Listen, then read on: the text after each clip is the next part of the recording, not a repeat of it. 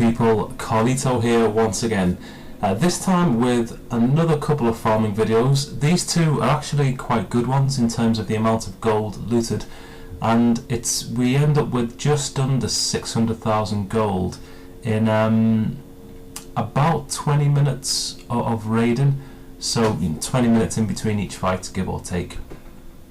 So quite premature Town Hall 8 for sure. I mean, looking at these low level defences, low level walls, and they're asking for trouble, especially if they leave their base unattended and have a significant amount of gold in their storage, which in this case there is.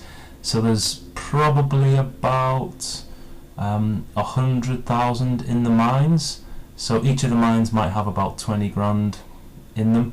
And then on top of that, there's 180 grand, give or take, in the storages. So we're going to go for all of that. We're going to take as much as possible, if not all of it. And this is how we do it. So I've not explained what I've been doing so far in the video because it's quite standard. I've just broken through with a tier 1 army, and I'm predominantly using my barbarians and my archers in support. The clan castle has been triggered, so I'm just watching those troops carefully to make sure that they don't get me tied up in any sort of dogfights while there is splash damage raining down on the troops, exactly like that mortar's just done. And that's what you're trying to avoid whenever you see a clan castle, because they'll just keep your troops occupied in one space while the splash damage throws bombs on your head. So you should always look to avoid that. The king and heroes do the exact same. So whenever you see heroes and whenever you see clan castle troops, it's always advisable to lure them out into the open. I've more or less taken all of the pumps and the mines. I'm not interested in the pumps, but I'll get rid of them just so that I know that my troops are going to get directed in the areas that I want them to. So I've released my clan castle, which will take out the bottom mortar, take out the cannon, and also start to work towards the storage, which has probably got in the region of 90,000 gold in it. Well, it did have, hasn't anymore. And I also released my barbarian king just to distract some of the troops, and for 300 grand I think it's quite right that he falls in the sword, so he's dead, but all of the gold is mine.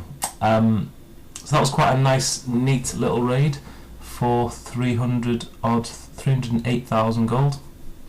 And we've got this one here for 285 next, which is again a premature player, a premature Town Hall 9, still with gold walls, which, you know, that's the first issue with this base. The second issue is that they've got all of their juicy resources in the central area of the base.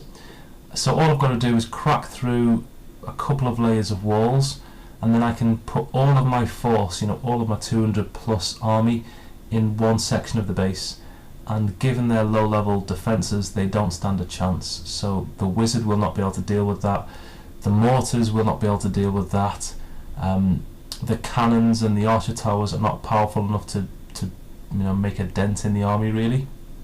So as soon as I saw this base, I knew that all of the gold was going to be mine within a couple of minutes. So as you can see, I've now cracked through the base, and it's just a case of just waiting for the damage to be dealt. The archers are coming in, the wizard tower will not last much longer, the cannon in the right hand side of the base will not last much longer.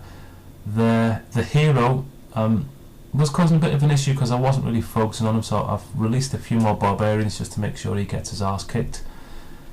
And his arse has been handed to him, so he's now dazed and confused.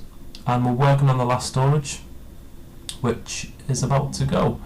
Sorry, I should, not the last storage, second to last, although there's not that much gold in the bottom one, just down there because it's not leveled up basically.